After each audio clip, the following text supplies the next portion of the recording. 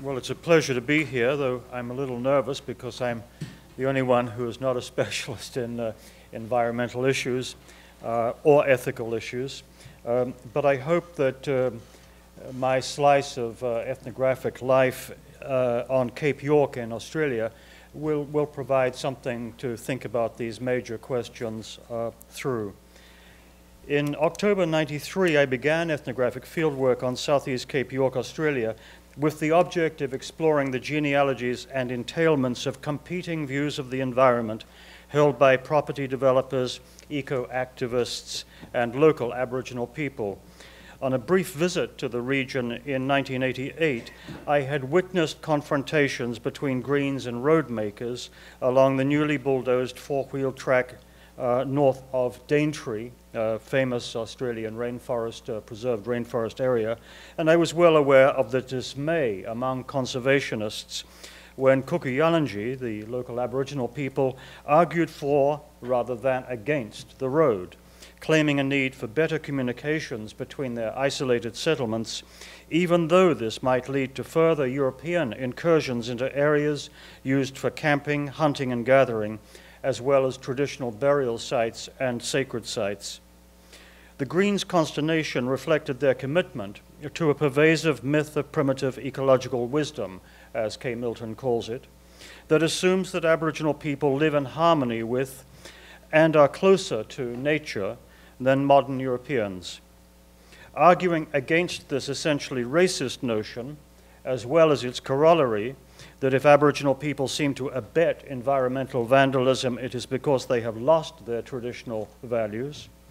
Anthropologist Chris Anderson has pointed out that it was local politics, not nature or culture, that led the most powerful and vocal Kuku-Yalanji group to welcome the road because it stood to gain material benefits and consolidate its power in the mission settlement of Wujal through better access to the outside world. In 1993, my wife and I would discover that the same local politics, governed Kuku-Yalanji discourse on a proposed native title claim to the Daintree rainforests.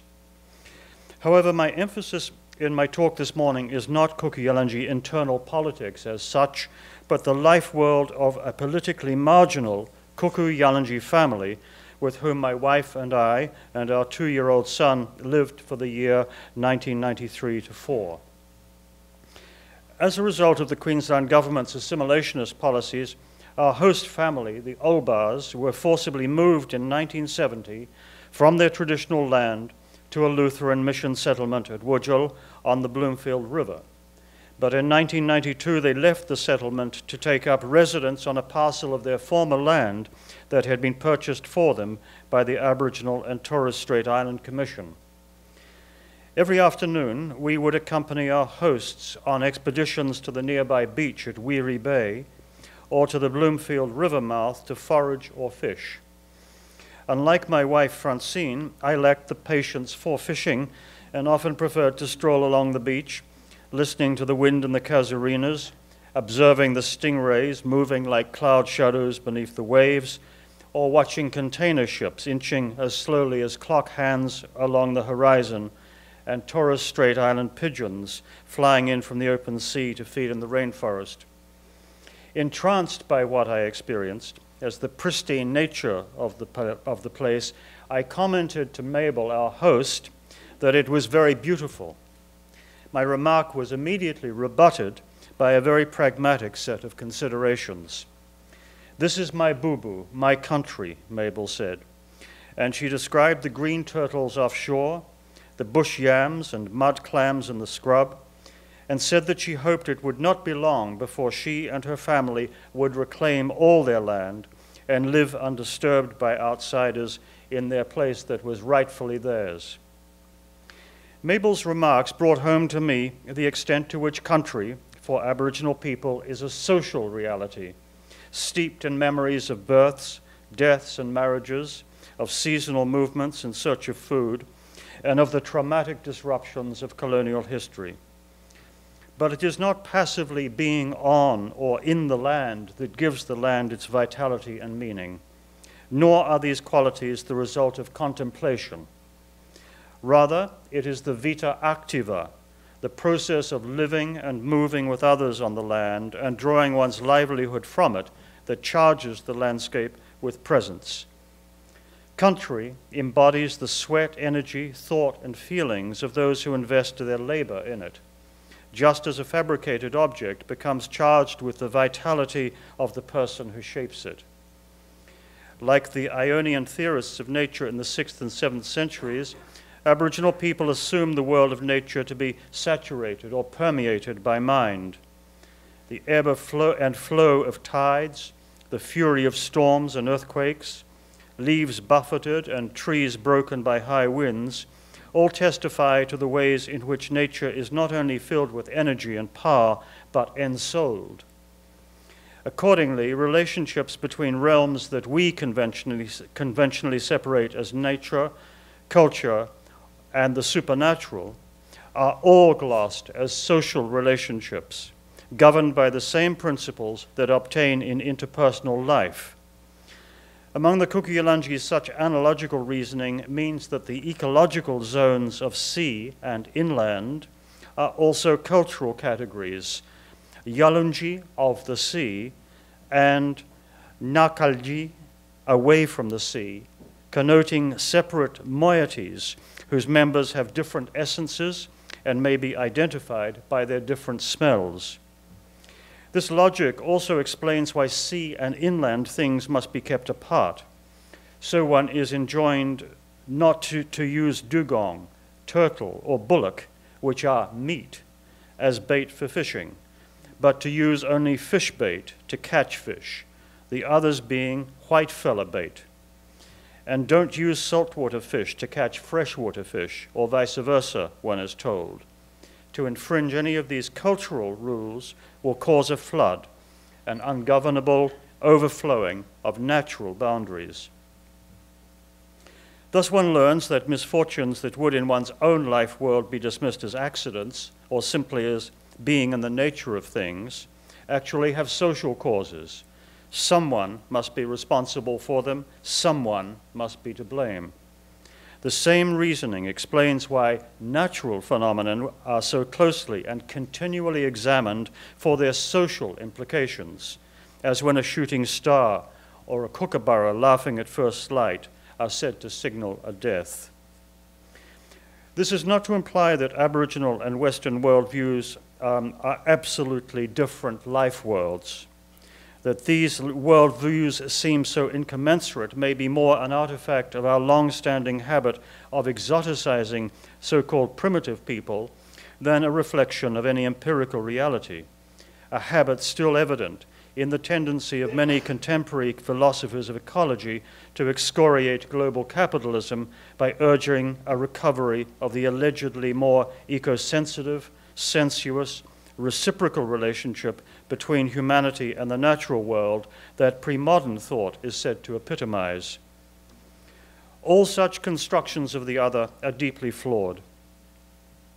In the first place, they inevitably construct nature as benign and narcissistically invoke experiences of the natural world that are pleasing rather than destructive or discomforting to us. The Kuku-Yalanji notion of storms as the malevolent expression of human ill will, of lightning as retributive justice, and of earthquakes and volcanoes as signs of the earth's outrage call such romanticism into question. In the second place, such constructions gloss over the fact that a sensuous experience of connectedness between people and their environment is never permanent or pervasive, but always occasional, arising in specific social contexts, tied to specific social purposes, and constrained by cultural ideas and ritual codes. That Mabel Olbar and McGinty Salt, our hosts, made keen observations of the bay whenever we arrived there to fish, remarking the spoor of a snake in the sand, traces of mullet or herring offshore, the state of the tide, and subtle nuances of the sea, the weather, and the season that entirely escaped my notice, was not because they participated in nature, but because they were practiced in that way of life in that place. In this sense, their participation in the place they called their own was no more mystical than the participation of a mechanic, say, in an assemblage of machine parts on which he is working, or a scholar in an engrossing text, or a sculpture in the object she is shaping. For all, so to speak, put themselves into what they do, creating thereby the conditions under which they may experience that sense of fusion between body, self, and object that we tend to talk about in terms of naturalness, sympathy, and attunement. In short, states of consciousness, as Marx repeatedly observed, are tied to our modes of interaction with the world in which we live. 2 days into our stay, and after long hours working with McGinty and his brother-in-law Babaji to set up our campsite, I went down to the bay alone, stripped, washed, and scrubbed myself in the sea, then dressed.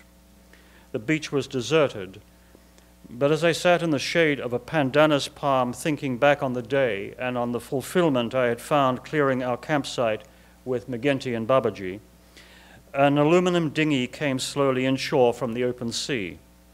It was Mabel's brothers, Sonny and Oscar, and her brother-in-law, Sam. They had been out to Hope Island hunting green turtles. As they beached the dinghy and drew it up onto the sand, I went down to greet them. The sea sloshed around my ankles and gently jolted the dinghy. 2 boys, Philip and Louis, ran down the beach brandishing their fishing spears as Sonny and Sam hauled the biggest turtle onto the gunwale of the dinghy and tied a rope around its right flipper. Then, as the old man of the sea appeared to gaze about befuddled, Sam beat its brains out with a sledgehammer. I watched intently as Sonny began to butcher the turtle.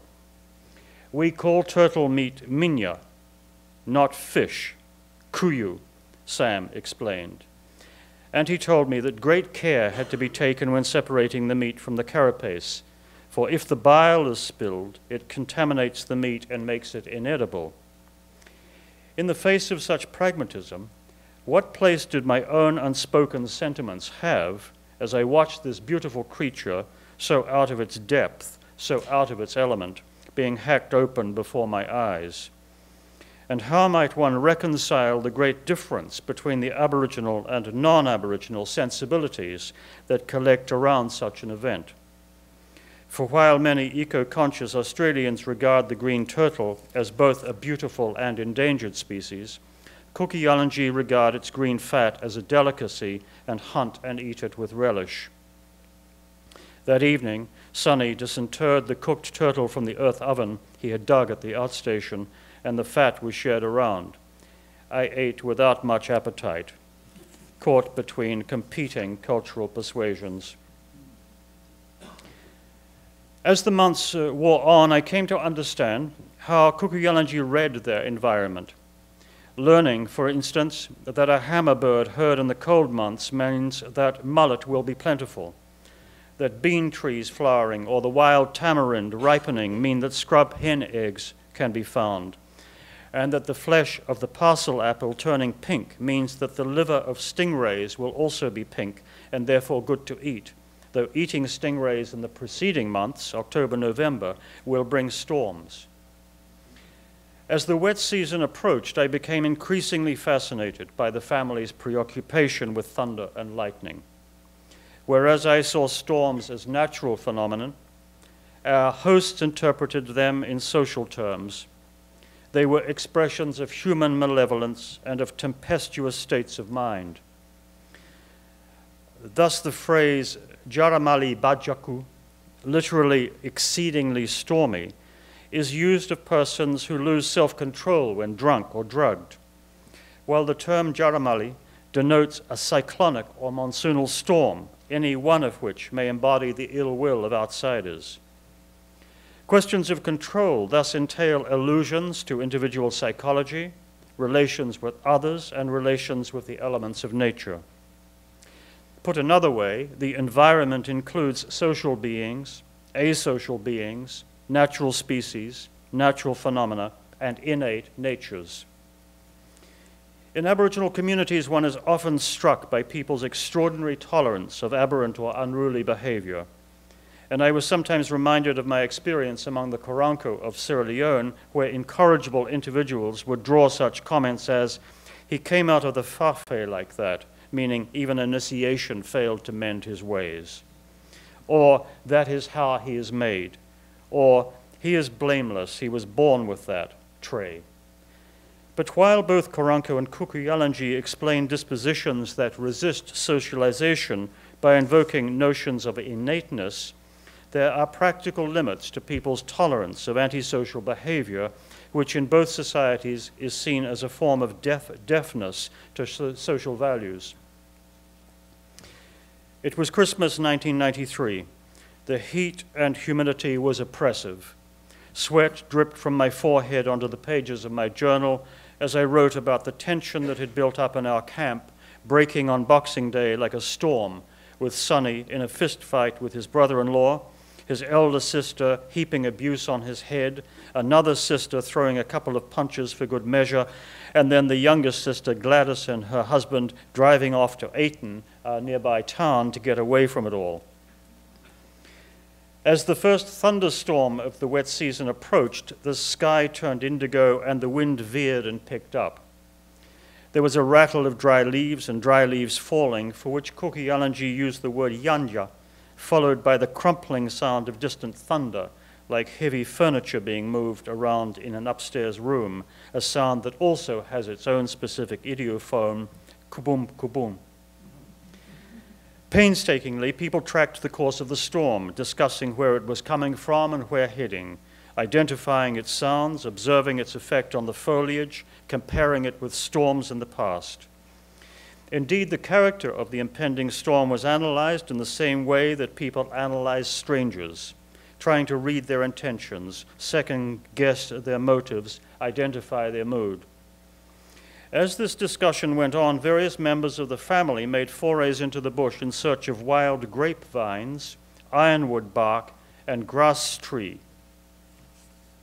Sonny, now sober, applied himself to the business at hand, burning knotted hanks of grass, ironwood bark, and grass tree outside our camp. As the sweet smell of the grass tree pitch spread across the clearing, I assumed that it was meant to repel mosquitoes. But Sonny told me that the storm would smell the smoke and go away. I later asked McGinty, who was not Kukuyalanji, if he could explain to me how burning grass tree could ward off storms. The idea seemed to both amuse and embarrass him, partly because his own people on Princess Charlotte Bay, well to the north, used a different method of warding off storms, partly because he did not want to give me the impression that he was a superstitious Mayal or bush person. That evening, as I was helping him put up his tarpaulin and tent at the beach, he joked about the ominous rain clouds hovering over the range. "Might rain soon," he said laconically. "Better tell that storm to wait up until I get my tent up." At Mabel's sister's house in Ayton, however, the mood was somber. Most of the family had gathered behind closed doors, huddled and anxious as the storm approached. One of the children gave my wife a clue as to why they were so fearful. "If you eat things you are not supposed to eat, a storm will come and punish you." Was lightning an agent of retributive justice, seeking out those who might have broken a food or sex taboo or transgressed a sacred site? Such matters are difficult for any anthropologist to divine, for who knows what guilty secrets a person may harbor, and whether these get projected as fears of external retribution. One thing was clear, however, and that was the association of thunderstorms and vengeful outsiders. In the 1890s, the ethnographer W.E. Roth reported that in many parts of northern Queensland, thunder and lightning were means of sorcery, but that people sometimes summoned these same forces to drive white settlers from their land. I heard identical stories from my Kukuyalanji friend Harry Shipton in 1993. Many years ago, Harry told me, a white rancher, exasperated by Bama, Aboriginal people, spearing his cattle, rode up to a river encampment and shot a young girl dead. Bent on revenge, the girl's father went to the rancher's place as Thunder. The rancher fired shots at the Thunder, but his bullets passed harmlessly through the Thunder's body. Then, with a single lightning bolt, the Thunder speared and killed the rancher. In another of Harry's stories, a certain white man who messed with many Bama girls, getting them pregnant and causing trouble, was sought out by lightning as he was driving his tractor in a cane field. Bang! He dead, just like that. The association of storms with sexual desire, jealousy, and revenge was further clarified for me by Sonny Olbar. One day, I was observing Sonny knotting hanks of grass and stuffing them under some logs of grass tree and ironwood bark before setting fire to them to keep the thunderstorm away. When I asked him to explain, Sonny said, "The storm smells the nanjia, the grass tree, and goes away." After a lot more questioning, I figured out that the underlying logic here rested on an analogy drawn between one's relations with in-laws, who, because of the rule of exogamy, are comparative strangers, and one's relations with thunderstorms that also come from elsewhere. The key terms and the relationships between them may be posited thus: mother-in-law is to son-in-law as thunderstorm is to grass tree. When thunderstorms approach, it is feared that social categories that should be kept apart are coming dangerously close together, oneself and one's enemies, insiders and outsiders, even blacks and whites. This situation is compared to the infringement of the avoidance relation between mother-in-law and son-in-law, and by association, any transgression of things that should be kept apart, such as people and forbidden fruits. The problem: how to drive the thunderstorm away. The solution: activate the analogies alluded to above. The practical action: grass tree logs are burned.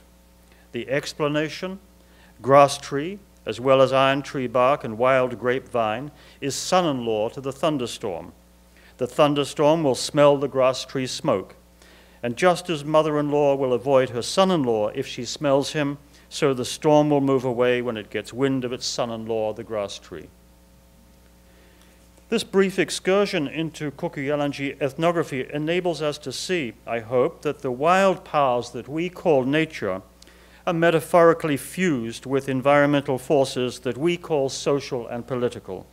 The world of white fellas and the Australian state, the world of cultural outsiders and of affines. These external environments offer a wealth of possibilities for improving one's standard of living: imported commodities, social services, government grants, family networks, and even outsiders like anthropologists with useful expertise. But gaining access to such life-enhancing resources involves dealing with strangers that one can never really understand, trust, or control, and the external environment remains a mixed blessing, a place of both positive potentiality and invisible danger. With the outcome of the Kuku-Yalanji land claim still pending, something on which my wife and I worked, one cannot predict whether Kuku-Yalanji will win back their rights to manage their traditional rainforest and coastal environments, or whether this repossession will involve any rapprochement with green, state, or corporate interests. But it is perhaps worth reminding ourselves that there is no landscape, no ocean, and now no sky that has not been changed irrevocably by the work of human hands and the human imagination. When James Cook sailed along the coast of southeast Cape York in June 1770, after his ship the Endeavour had been holed on the Barrier Reef, and his crew did not know whether they would ever see their homes or loved ones again, he observed unforested hills where now there is rainforest that we assume to be primeval and virgin. It is hard to know how the landscape will judge us years hence. We who hold such radically different views of it, each one of which seems imperatively true to the believer, who is certain he or she knows what things were like in the past, what the future will bring, and who deserves to inherit the earth. Thank you.